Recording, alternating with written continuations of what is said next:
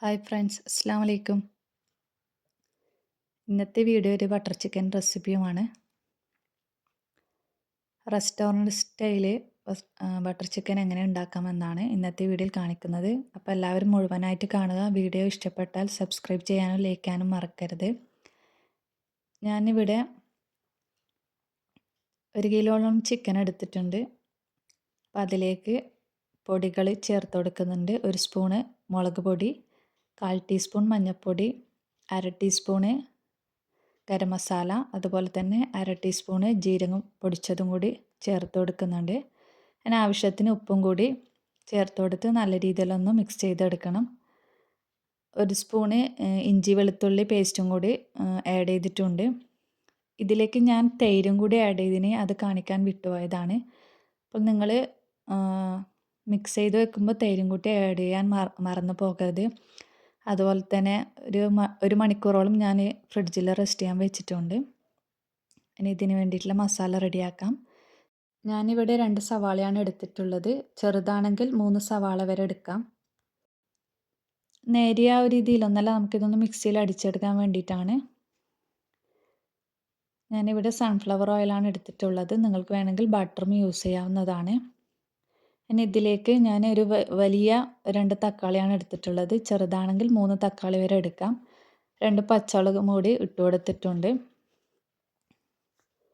ഇനി ഇതിലേക്ക് 1/2 ടീസ്പൂൺ ഇഞ്ചി വെളുത്തുള്ളി പേസ്റ്റ്, അതുപോലെ ഒരു മാഗി ക്യൂബും കൂടി ചേർത്ത് കൊടുക്കുന്നുണ്ട്. നല്ലൊരു ടേസ്റ്റിന് വേണ്ടിയിട്ടാണ്.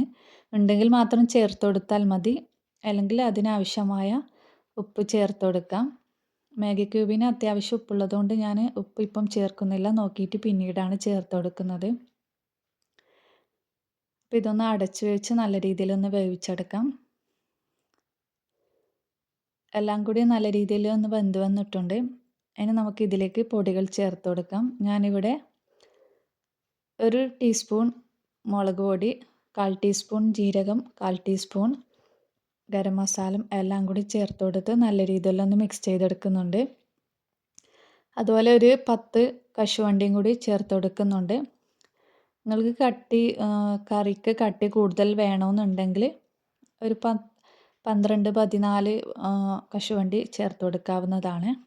ഇത് അത്യാവശ്യം നല്ല കട്ടിയൊക്കെ ഉണ്ടാവും. അപ്പോൾ ഞാനൊന്ന് അടച്ചു വെച്ച് 5 മിനിറ്റോളം ഒന്ന് വേവിച്ചെടുത്തിട്ടുണ്ട്. ഇനി നമുക്കിതൊന്ന് വേറൊരു പാത്രത്തിലേക്ക് മാറ്റി കൊടുക്കാം.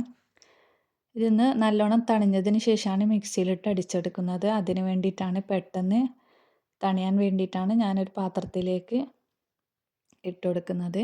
ഇനി അത് തണിഞ്ഞ് വരുമ്പോഴേക്കും നമുക്ക് ചിക്കൻ ഒന്ന് ഫ്രൈ ചെയ്തെടുക്കാം. ഞാനിവിടെ ബട്ടർ ഫ്രൈ ചെയ്യാൻ വേണ്ടിയിട്ട് ബട്ടർ ഒരു പാനിലേക്ക് ഇട്ട് കൊടുത്തിട്ടുണ്ട്. ഇനി ചിക്കൻ നല്ല രീതിയിൽ 2 സൈഡ് ഒന്ന് ഫ്രൈ ചെയ്തെടുക്കണം. ഞാനിവിടെ അടച്ചു വെച്ചിട്ടാണ് ഫ്രൈ ചെയ്യുന്നത്. അപ്പോൾ നല്ല രീതിയിൽ തന്നെ ഒരുപോലെ എല്ലാം വെന്ത് കിട്ടും. അതിന് വേണ്ടിയിട്ടാണ് ഞാൻ അടച്ചു വെച്ച് വേവിച്ചെടുത്തത്. 2 സൈഡും നല്ല രീതിയിലൊന്ന് ഫ്രൈ ചെയ്തെടുക്കാം.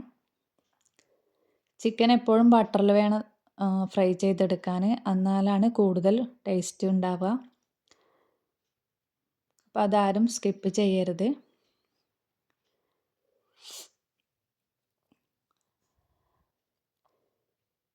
ഞാനിവിടെ 2 പോർഷനായിട്ട് ചിക്കൻ പൊരിച്ചെടുക്കുന്നുണ്ട്.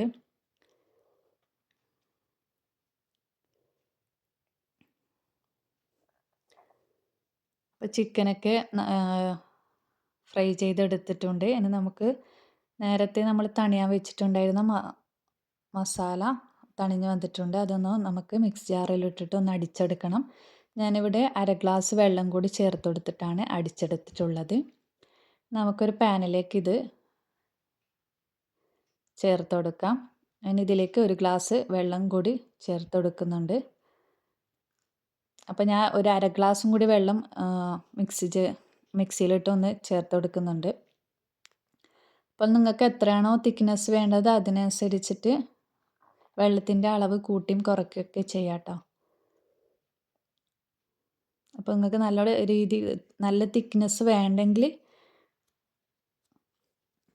ഒരു 2 ഗ്ലാസ് വെള്ളമൊക്കെ ചേർത്ത് കൊടുക്കാം. ഞാനിവിടെ 1 ടീസ്പൂൺ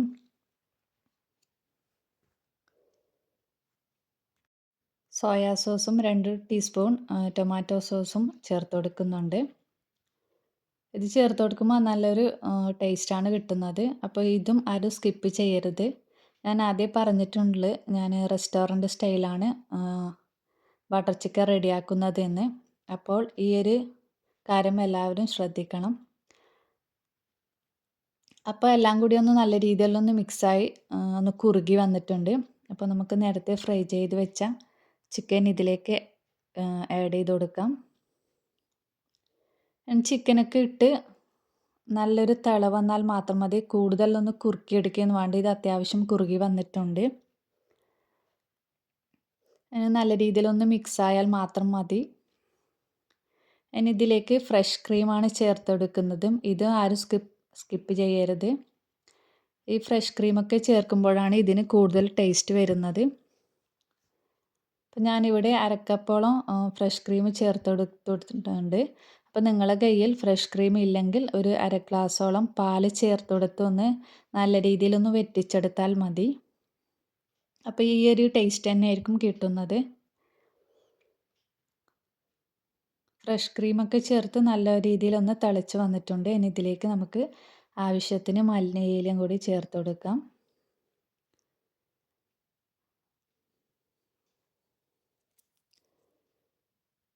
എല്ലാം കൂടി ചേർത്ത് കൊടുത്ത് ഒന്ന് മിക്സ് ചെയ്ത് നമുക്ക് ഫ്ലെയിം ഒന്ന് ഓഫ് ചെയ്യാം. അപ്പോൾ ഈ രീതിയിൽ ബട്ടർ ചിക്കൻ ഉണ്ടാക്കിയിട്ടില്ലെങ്കിൽ എല്ലാവരും ഒന്ന് ഉണ്ടാക്കി നോക്കണം. ഞാനിവിടെ ഗാർണിഷ് ചെയ്യാൻ വേണ്ടിയിട്ടാണ് കുറച്ച് ഫ്രഷ് ക്രീമും കൂടി മുകളിലോട്ടൊന്ന് ഇട്ട് കൊടുത്ത് ഗാർണിഷ് ചെയ്യുന്നുണ്ട്. അപ്പോൾ എല്ലാവർക്കും ഈ വീഡിയോ ഇഷ്ടമായെന്ന് കരുതുന്നു. ചാനലൊന്ന് സബ്സ്ക്രൈബ് ചെയ്ത് സപ്പോർട്ട് ചെയ്യാൻ മറക്കരുത്. എല്ലാവരും ഒന്ന് ഉണ്ടാക്കി നോക്കി അഭിപ്രായം കമൻറ്റ് ബോക്സിൽ രേഖപ്പെടുത്താനും മറക്കരുത്. Thank you.